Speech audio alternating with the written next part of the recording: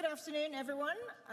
I am Zanny Minton-Beddoes from The Economist, and I am here to welcome you to this hour-long conversation of The View from Capitol Hill.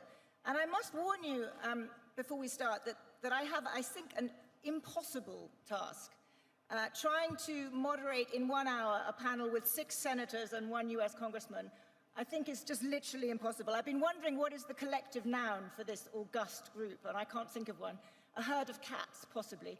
Gentlemen, thank you, and Senator Deborah Fisher, thank you for joining us. This is really an extraordinary bunch of people who individually are themselves able to make a huge difference in what America's Congress does.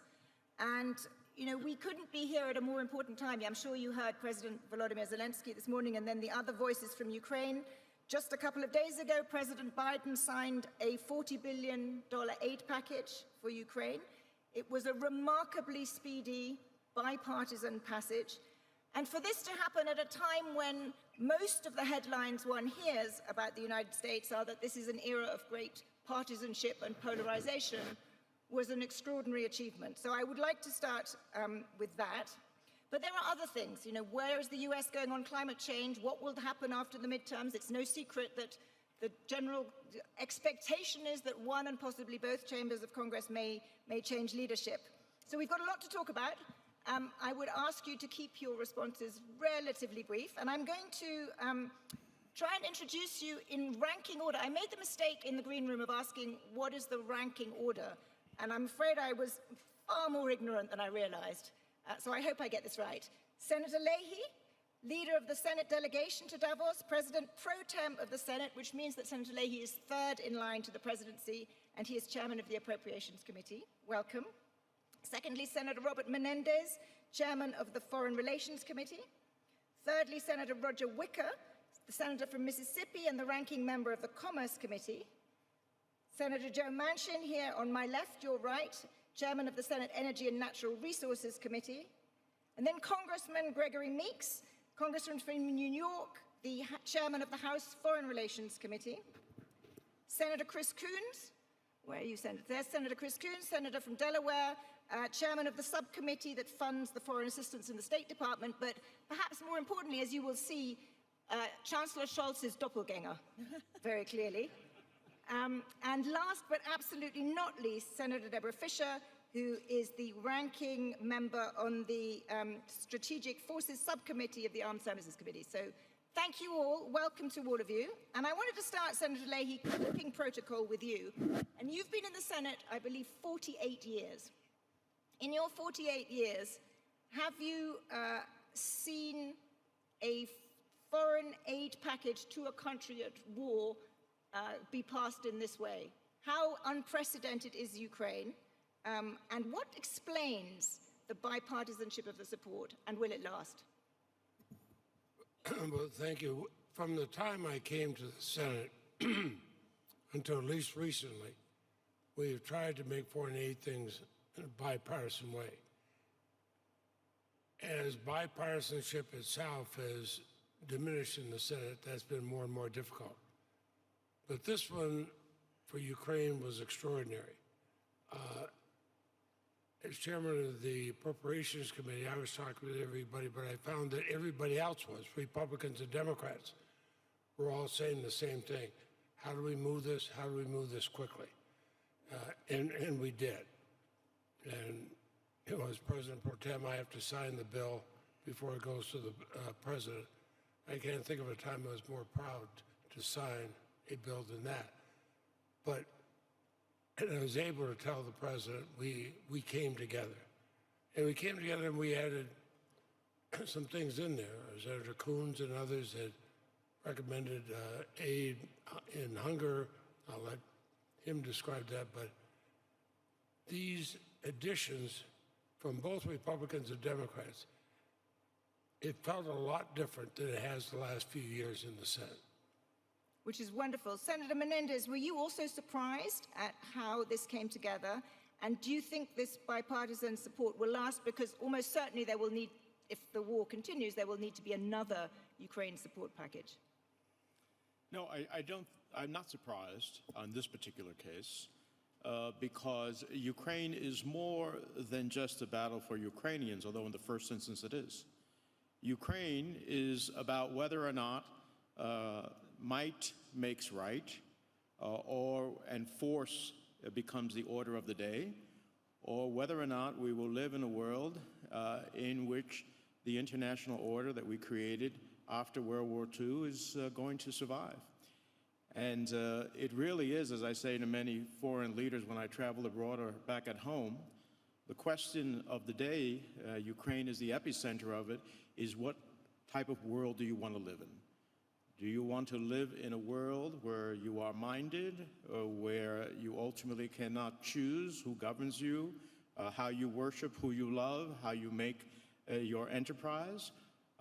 Or do you want to live in a world where all those things are largely extinguished? So freedom is at the heart of Ukraine, for Ukrainians and for the world. So I think this is going to continue to exist. It will be a challenge because even in the United States, $40 billion is a lot of money. But I know that that won't be the end of what Ukraine will need, whether in direct defensive assistance and, of course, in reconstruction. But I do believe that that bipartisanship will continue. Senator Wicker, 11 Republican senators voted against this, and I believe 57 Republican congressmen did. So there is a, not so small in the House, contingent of Republicans who are not in favor of this. Is there a risk that as the midterms get closer, that increases? And secondly, if control of one or both chambers changes after the midterms, should the rest of the world think there might be a change in congressional attitudes to Ukraine? No, I don't think. I think the answer to your last question is no, they should not worry about that.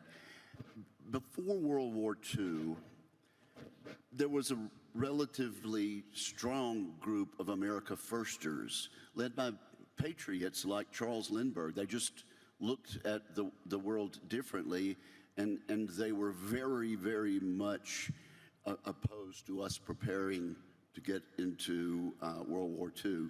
I think that certainly has diminished, but there's that element there. And I think there's some voices on cable TV that have amplified that view.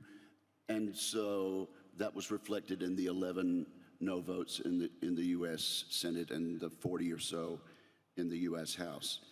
The reason we were able to approve this vast sum of $40 billion is because we are representing public opinion in the United States. The reason we were able to do it so fast is that we kept other extraneous, though important issues away from the bill. And the Republican leader, Senator McConnell, made it clear that we would supply enough votes to get this done if we removed other issues that were going to take time. More COVID relief is important. There are a number of domestic needs that could have ordinarily been put in a supplemental bill, but it was done speedily because it was only about Ukraine and we reflected public opinion. I think when the 40 billion, or when Ukraine comes back as we know they will, the next tranche will have to be done because we have led in public opinion and shown, as our previous speakers have said, how important it is. Senator Fisher, you wanted to jump in there. If I could speak to the issue of bipartisanship, you have 3 members of the Senate Armed Services Committee here, Senator Wicker, Senator Manchin, and myself. And the Senate Armed Services Committee and in the House as well, we pass every single year a national authorization, a national defense authorization bill, every single year for 60-some years.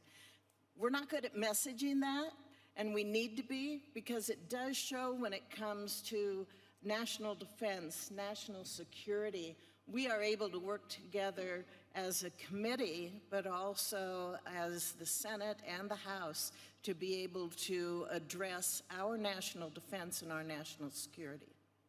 So I wanted to come back to that because I think one of the interesting questions is, to what degree the war in Ukraine permanently changes the national security outlook. But first, Senator Coons, I wanted to ask you about, it is true that there is currently bipartisan public support for Ukraine, tremendous public support. Are you confident that in a world of high inflation, cost of living hits, all of those things, that that support will last? It's certainly something that in Europe worries people. No, that worries me. I think it worries all of us. As long as the Ukrainian people continue to fight so bravely and so fiercely, as long as Russia continues its brutality and the commission of war crimes, there will be plenty of reason for us to be engaged and concerned and supportive. But you're right that the average constituent, not just in my state or our states, but also in the West, is likely to be as concerned or more concerned about the rising price of groceries or gas or health care or other issues, about the return of growth in the economy. We still have not finished with this pandemic, and it may in the fall come back. We still have not really resolved energy security, although it is now reshaped by this conflict. I think Putin is counting on the West to lose focus. And I think that is our real challenge, is to ensure we're providing enough support for Ukraine that they can make real gains on the battlefield soon and get to some negotiation that is obviously Ukrainian-led. Ukraine should be making a decision about how this resolves, as President Duda of Poland said yesterday. But I am concerned about the focus. President Biden is currently in the Indo-Pacific meeting with heads of state of the Quad because there are other issues that are shaping both the response to Russia's aggression in Ukraine and that we have not yet resolved around both climate change, the pandemic, and other issues. We'll come to those too, I hope. Congressman Meeks, you've just left Moldova, I believe, and you've been visiting other European allies of the United States. Do you think the world trusts the sustainability of this scale of U.S. support? Well, I think they do. I think that what they see now, and that's the reason why you see Senate delegations as well as House delegations traveling Europe, going over the place, so that we can show that we are together and we are focused on it and that we're united. One of the things that is important, you know, I travel, as you said, we just was in Moldova, we were in Poland, we're going to Finland, but we're doing it in a bipartisan way because we want folks to see that we are united. And as a Congress too, I know that a lot of folks are listening to our domestic politics, but we want to show that this is important for Ukraine and important for the world. Because when you talk about, and I think Senator Coons just mentioned it, you know, when you talk about what Russia is doing currently at the port of Odessa, which is preventing food, wheat, and grains from getting out, we could have a huge starvation issue on the continent of Africa, for example, and throughout, and that causing the inflation. So we go out, we listen, and the last thing that we do is it shows that America, and we are in a bipartisan, listening to them. So we're not just talking and telling them, we're listening to our allies, what their needs are, their concerns are, so that we can try to work collectively together to make sure that Putin is not successful and we defeat him, we bring Ukraine back, and then we move forward with energy, resources, you know, climate is a big issue, and we can make a change together. And so that's the message that we're sending. So you've all spoken with one voice on this, and it's very powerful, but just to be absolutely clear before we move on to a different topic, if there is, and judging by the scale of needs that Ukraine has, it is likely that another support package will be needed later in the year, either before the midterms or just after. Are you all confident that that would pass? Anybody not? No, you want me to say something? Yeah, go ahead, Senator. I just wanted to make sure, Senator Leahy, you put your hand up. I just want to be very clear that this is a very distinguished group of congressmen and senators. To be able to tell the world that you are utterly confident there would be another support package would be a powerful message. I'm confident for one major thing. All of us have read the history books of what happened World War II, Stalin going after Finland, and so on. But that's reading the history books. The difference today is the media, and some of them have lost their lives in the media in covering this. They've gotten such a clear picture to the whole world, the atrocities, families being machine gunned on the street, hospitals, schools being bombed. This has made everybody realize, I want to let the others speak, but I'll give you one example. You look at Finland. Finland always stayed out of NATO. The public opinion polls were against joining NATO. Once the images of what's happening in Ukraine came out, the public opinion turned overnight, and Finland now wants to join NATO.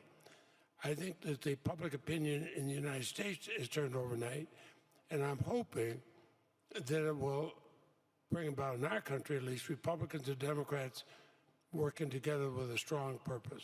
Thank you. Senator Manchin, you are on many counts, one of the most pivotal people, if not the most pivotal person in the Senate.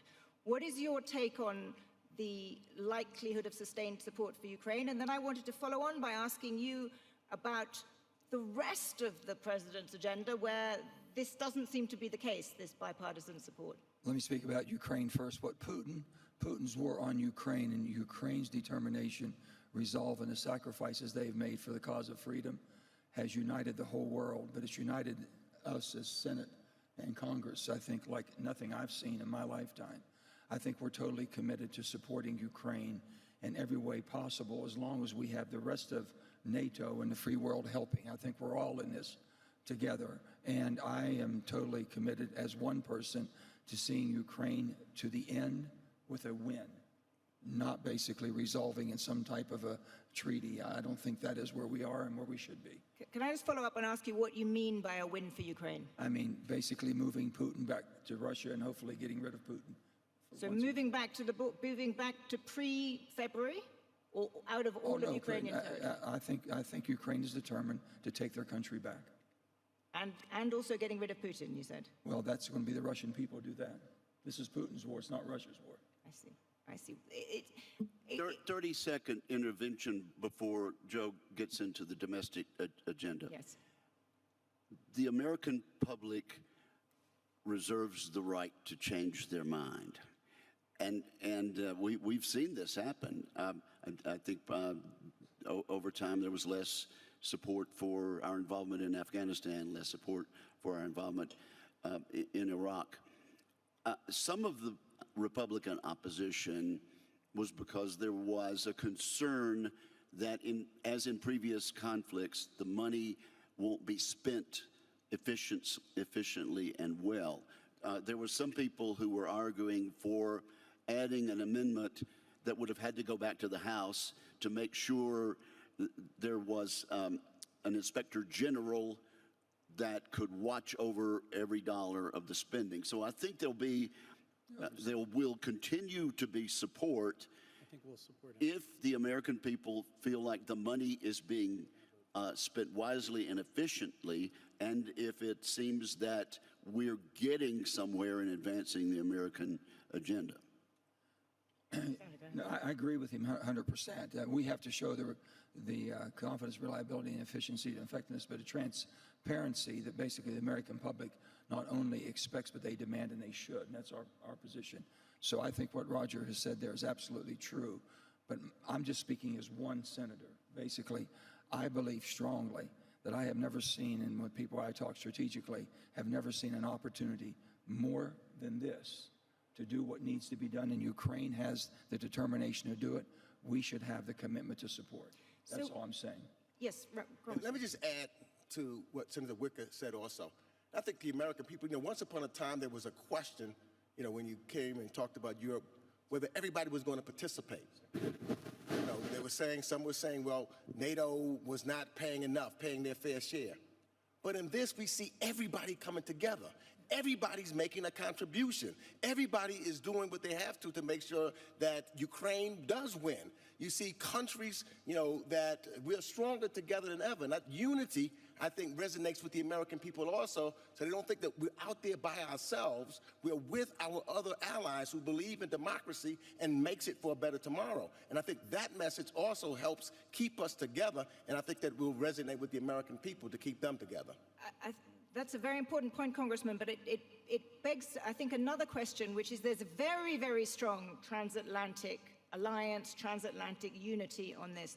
But in other parts of the world, there is, countries are staying neutral or indeed not backing the US and Europe. I think it's 2/3 of the world live in countries that did not support sanctions on Russia. So Senator Coons, one of the things that got cut out of the bill was the COVID support. Is there a sense in which, and the food crisis I think is another, which is going to really hit people in the rest of the world, is it important for the United States to broaden the coalition of support beyond the very important transatlantic alliance? Yes, I think it's important for all of the countries that are concerned about the outcome of this conflict in Ukraine to also engage in addressing the other issues. There's 100 million displaced people in the world, the highest number ever in history, the UNHCR just said.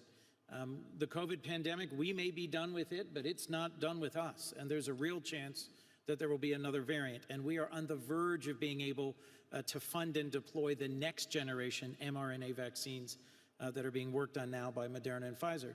The $5 billion for overseas COVID assistance got wrapped up in other issues. And as Senator Wicker said correctly, Senator Schumer, Senator McConnell, there was an agreement in the Senate to move the aid to Ukraine quickly and then return to the question of the global COVID relief.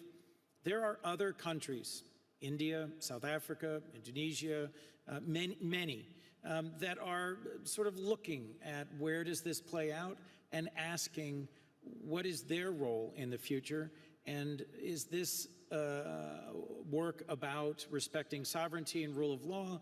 Is it a fight of democracies versus authoritarianism? And we need to be mindful of how they see the treatment of Ukrainian refugees versus refugees from other parts of the world, how quickly we've come together to address Ukrainian hunger as opposed to hunger in other parts of the world. The United States is the single largest donor for COVID relief and for hunger relief to the World Food Program and elsewhere. But we need to sustain that engagement and broaden it if we want to bring the rest of the world on board to this work against Russia's aggression. Senator Fisher, let me turn to you there, because both agriculture, which I know is a subject very close to you, do you think enough is being done there? And how much do you worry about the global food crisis? Nebraskans fully understand the importance of agriculture. We help to feed the world just as Ukraine does. We know the importance not just of being able to feed the world and move the products that we have, but also the effect it has on the economy. What we see with Ukraine now is they have the product, it can't be moved. That's going to ripple down and have a negative effect on their economy as well. This is a case where I think every country should be involved, because this is going to be a worldwide problem if we see famine. And let's be clear, this is Putin's famine if it happens. We have to be clear about that, but we also need to see countries from around the world, not just NATO, not just Europe. We need to include China, for example. Every country needs to step forward and make an effort here to try and address what would be a worldwide problem of famine, but also the possibility of destabilization, not just in those countries, but also worldwide. Thank you. I want to get on to domestic policy in a second, but just a couple more on Ukraine and the aftermath thereof. Senator Menendez, what for you is victory in this? And what does the relationship with Russia look like, assuming Putin is still in power? Well, I think in the first instance, victory is how Ukrainians determine victory. It is their country that has been violated. It is their country that has suffered war crimes. And so in the first instance, Ukrainians have to be the ones to lead the way as to what victory is.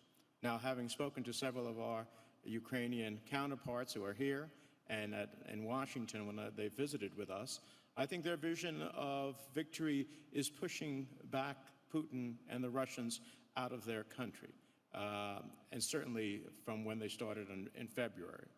But the one thing that I will not cede to Ukraine, although I think we are in common cause in this, is the prosecution of war crimes.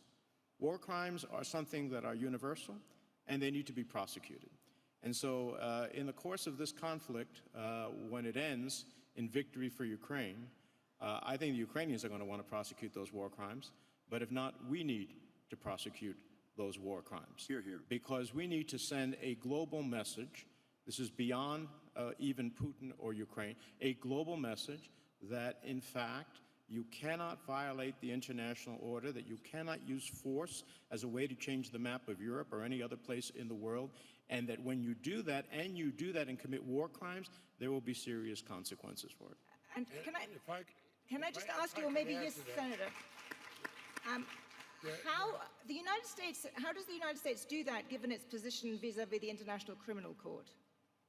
Well, I'm not sure that we don't need a new Nuremberg-like tribunal in this particular case that ultimately prosecutes the war crimes that have been committed here. But whether through such a provision of a new tribunal specifically focused on this, or for those who do participate in the International Criminal Court, the world has to make a very clear and concise message, powerful one, that you cannot commit war crimes with impunity and get away with it. Otherwise, authoritarians in other places of the world will do exactly that. Senator Leahy, how would the U.S. do this if it's not? Well, I totally agree with what Senator Menendez said, and you note that the Russian soldier that was captured, brought to trial, basically admitted guilt. I worry that Russia, claiming some Ukrainian purpose in humanitarian purpose in bringing the Ukrainians that were under siege in the factory out, may be holding them as hostages, knowing that they're going to face war crimes. This, what we have seen, and again, I cannot praise the international press and those who put themselves at risk. I mean, your publication, everybody else has talked about this. What they have shown, everybody knows these are war crimes. And if they're allowed to go unpunished, then history will repeat itself. We must make a stand. We must make it clear now. The world must say these war crimes will be punished. Senator Wicker, could I just ask you, as one of the Republican members of this panel, I mean, there have been times in the past when your Republican colleagues have been less than keen on the International Criminal Court. You know, how do you see this? Do you see it as much of a priority as your colleagues, and will the U.S. be front and center of making this happen? I think Bob Menendez said it correctly. The forum really doesn't matter, but the World Criminal Court has jurisdiction over this and can be used, and I would be comfortable with that. We don't have to be a signatory party to that. But again, I do believe the chairman has an alternative idea that has some merit. The important thing is that the decision makers be prosecuted. I'm not quarreling with this foot soldier being the first prosecution, but clearly it is Putin, his oligarchs, and his generals that bear the brunt of inflicting this wound on the world that we really thought was 70 years in the past. Thank you. We've only got 20 minutes left, so reluctantly I'm going to switch to other domestic priorities. And Senator Manchin, I'm going to turn to you because you are, for obvious reasons, absolutely central to any progress being made on President Biden's domestic agenda. Question one, do you think any other legislation, meaningful legislation, will get passed before the midterms? Well, first of all, we ought to look at what we've been able to accomplish so far, which has been tremendous, and in a bipartisan way. Everyone overlooks that, thinking we haven't done anything. President Biden has had more success than most any president in the first term, and we should agree to that. Next of all, yes, I do. I believe there's an opportunity. There's a responsibility and opportunity that we can do something. First of all, inflation is harming every person in America. Everyone's feeling it hard. It's inflicting pain on the world. So we should be looking at getting our financial house in order, paying down our debt. We should be looking at also our drug pricing. There's no reason in the world why we can't negotiate for Medicare having better pricing, and also for different types of medicines, especially, whether it be for diabetes and things of this sort that they need for insulin, that should be something that's life-saving and very affordable. Those things can be done, and we know that. Next of all, the third thing is going to be energy and climate, and you can't do one without the other.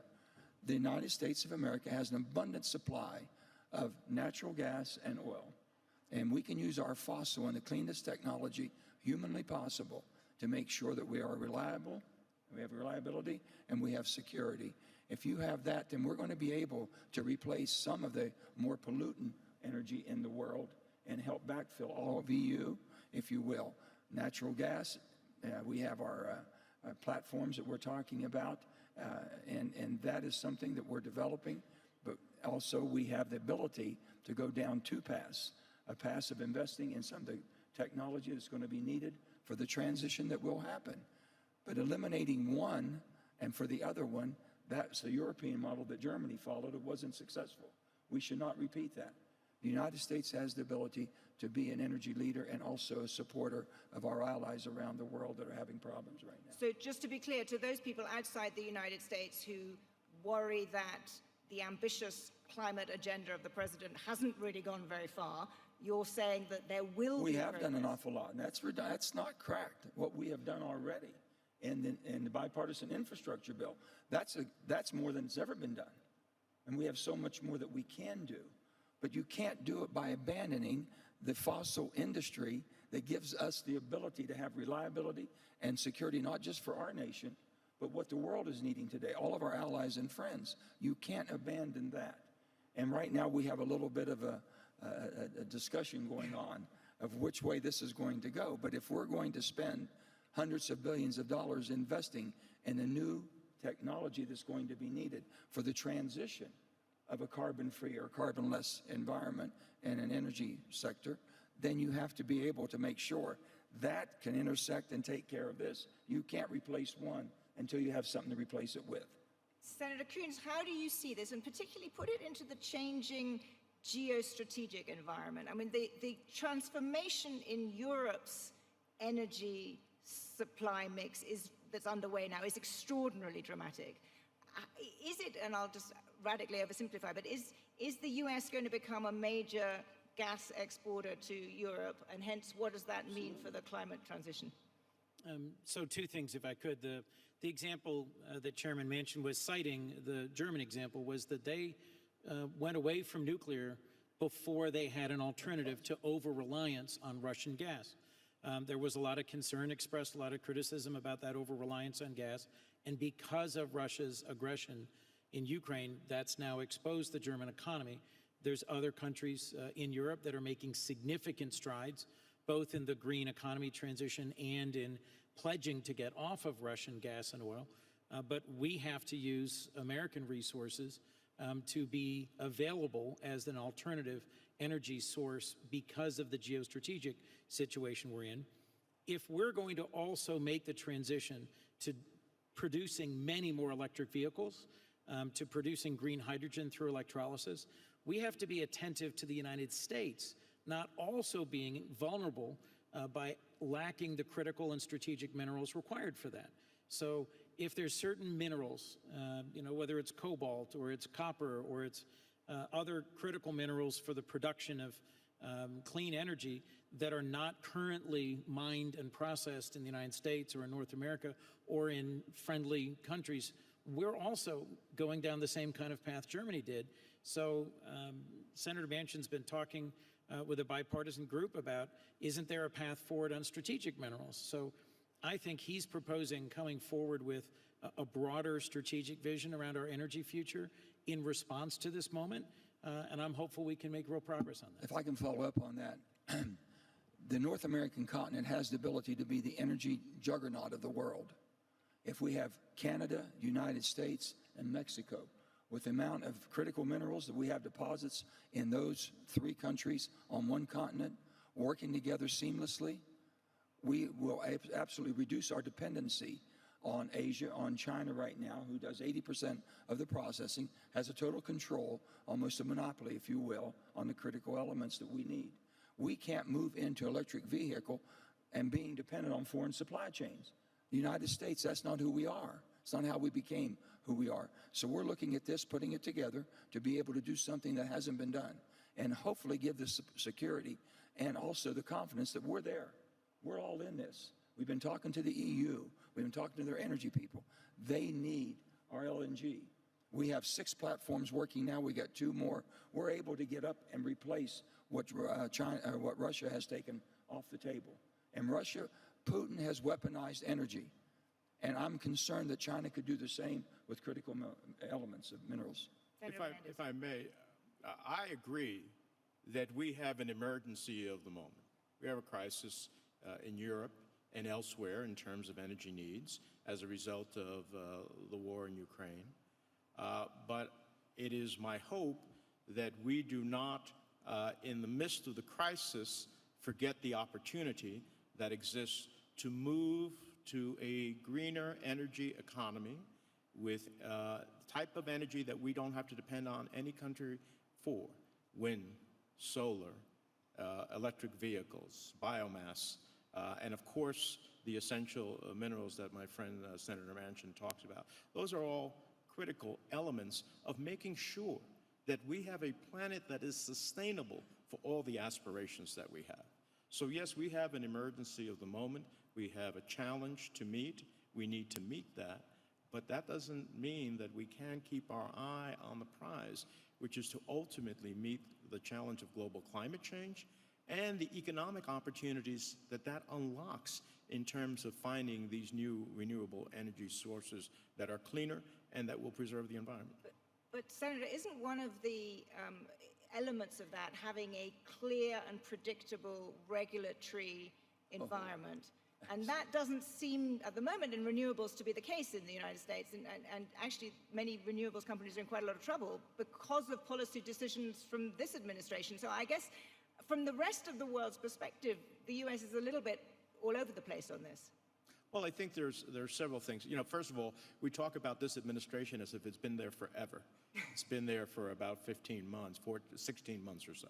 So let's recognize that. And it comes into office in the midst of a tremendous uproar in our own country, in the midst of a once-in-a-century pandemic that had to be dealt with, and ultimately meets that challenge not only for the United States but helps lead the world. So it has been a little preoccupied, and then of course we have the challenge of Russia and Ukraine. But I believe the administration is focused on a pathway to make sure that we both help lead in the world and cooperate in the world towards an energy future that doesn't end up realizing the video we saw at the beginning of this conference. If we do not change our permitting process, we will not be able to change and transition into a cleaner technology and a cleaner environment and be self-reliant. We can't do it. The average permitting process in the United States of America averages around 10 years. Around the world, it's basically 2 years, unless we're determined and our environmental community becomes our partners and we work together. It's not going to happen in America, I can assure you, because we cannot be stopped. We want something, and we want someone else to do all the dirty work for us. We've got to be self-reliant, and we've got to do it better and cleaner than any place in the world. But we've got to accelerate the permitting process. Senator Leahy, how do you view this? You have the benefit of more experience than everybody else here. Do you think that the environment is such that the kinds of acceleration that Senator Manchin is talking about are possible? Well, I think we have to face up to the problems right within our own country. I mean, look at the forest fires and the drought in very, very significant parts of our country, places where a lot of agriculture, people, so on. It just, the pictures you see on the news of large water reservoirs now down 50, 100, 150 feet, that doesn't come back. But it also tells us that we have to look at all the rest of the world where this is happening. I think you're going to find the future, if we don't face up to this wars will be fought not over oil or minerals, wars will be fought over water. And that is something that I don't think the world is truly prepared for. The drought and starvation and the pressures militarily, economically, politically, be caused by that. So if we don't face up to the fact that we have a real climate challenge, I mean, everybody will talk about it. Nowhere near enough is being done. But do you... Yes, go, Senator. I do want to get a word in here as a Republican. Senator Menendez is right that we do have a temporary crisis that is going to require us to use more fossil fuel than the administration initially projected and hoped to do. But the first day in office for President Joe Biden, he shut down the Keystone XL pipeline, which basically brought crude down to the refineries in a more efficient manner. We're still using the crude. We're still doing the refining. It just costs more, and it takes longer now to get it down to New Orleans and the Mid-South by truck. The president, in spite of the fact that countries in Europe are having to go back to coal, they're having to adjust to what is happening, he continues to shut down domestic production. Just within the last few days, the president cut off permits for some more drilling, and I think that will be a major factor in the huge spike we've seen in fuel inflation in the United States, and I think it's going to be a factor in the midterm elections. Thank you. We're getting a sense of the rich diversity of opinion in the United States Senate, which is great. I wanted to then continue with you, Senator Wicker, because I think one thing we'll all be asking ourselves is if one or both chambers switch leadership after November, what's actually going to change? Well, for one thing, I think it's likely to change, if for no other reason than history. In off-year elections, the president's party generally loses seats. If he loses one seat in the Senate, it changes. I think the border is an issue. I think people still remember the disaster in Afghanistan. But if Republicans win the House and the Senate, there will be protection for the 2017 tax cuts. In the United States Senate, the consensus building 60-vote requirement of the filibuster will be protected for the next 2 years, and it's something all of us have spoken in favor of over time. There'll be more pressure for more defense building and less pressure on increased domestic spending, and there'll be more emphasis on lifting the burden on job creators. So there will be those changes in the United States Senate if, as expected, we win the majority. Now, I think we're likely to win, but we can lose it if we try, and we've proved that before.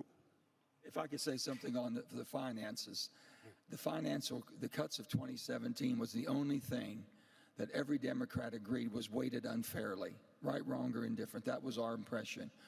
There's a couple ways that you can make adjustments.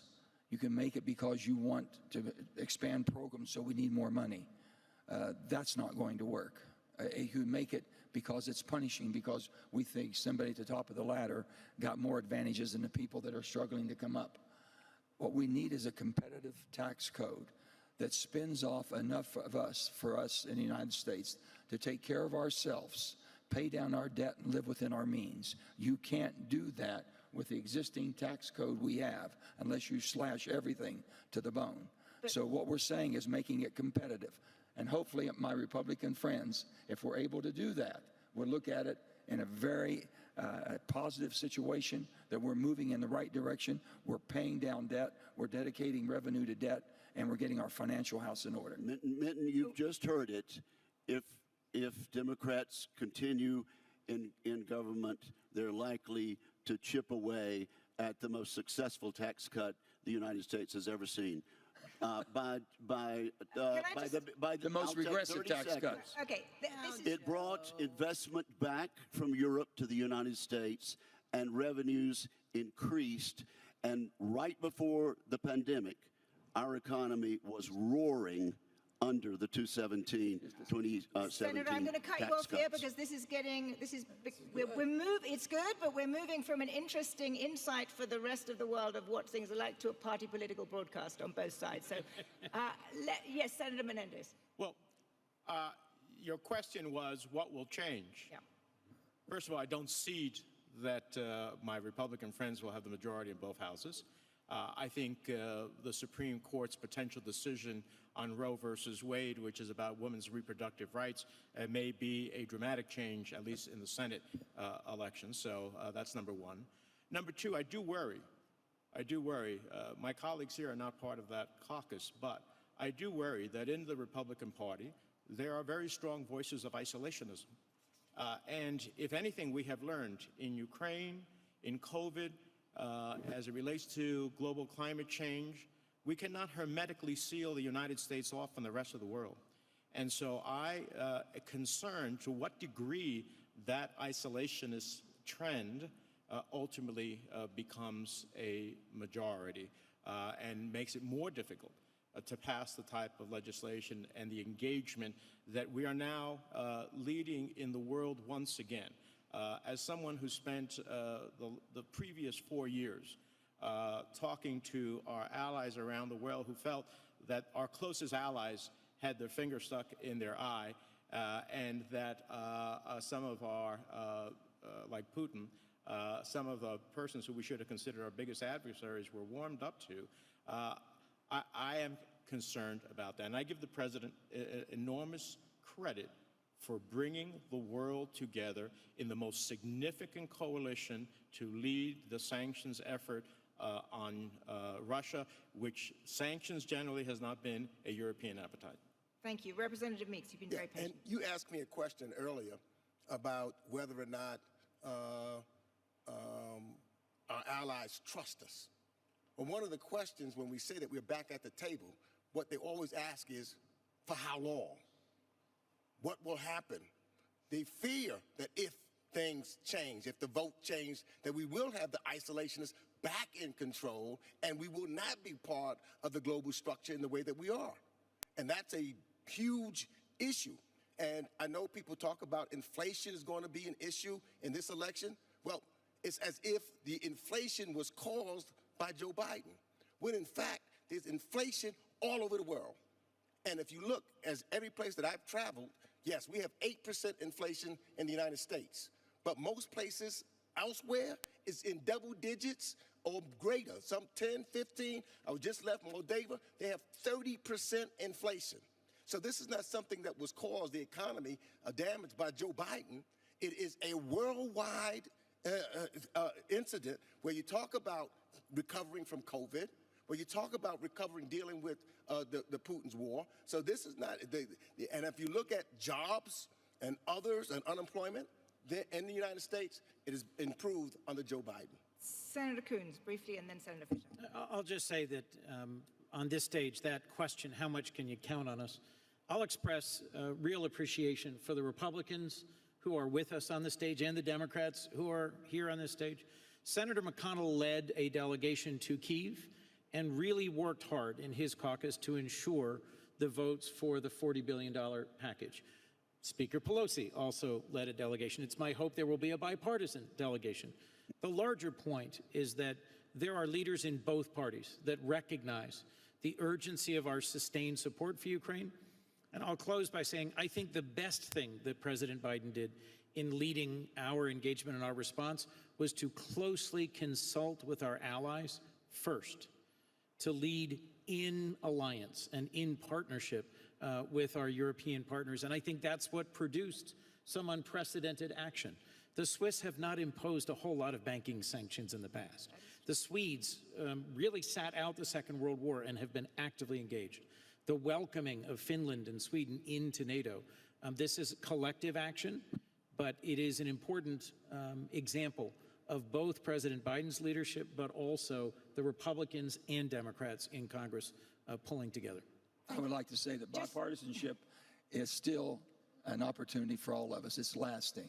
Anytime we do something by ourselves, it doesn't last. When we do it together, and these are all of our friends we work very closely with. Well, in the spirit of bipartisanship, I'd just like to hear from Senator Fisher, so we have another Republican voice. What do you think is going to change after November if control of the House moves? I think the audience has had a really good look into politics in the United States. I believe you've heard about the concern and also the very positive attitude that those of us on the stage and the majority believe in the national defense, national security, which I think solidifies our place as a world leader because we understand the importance of a strong United States and strong leadership to be able to have a more secure and safe world. Now, when we get to other issues, you saw some disagreements, and that's what we have every single day in a 50-50 Senate. I think what we'll see change will be a focus by my conference on addressing the needs that I hear back home, which is inflation, which is the cost of gas, the cost of food, what it's costing people on fixed income, where investments aren't seeing the returns that they did, where there's concerns about the security of our southern border, where there's still people who bring up Afghanistan and watching the United States withdraw from that, which I believe was a tipping point in public opinion towards the administration.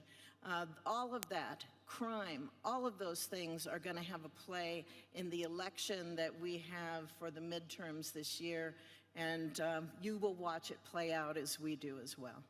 Senator, thank you. Yes, to you, Senator Leahy, the very last brief word. One thing to keep in mind, no matter what the elections are, Joe Biden will still be president.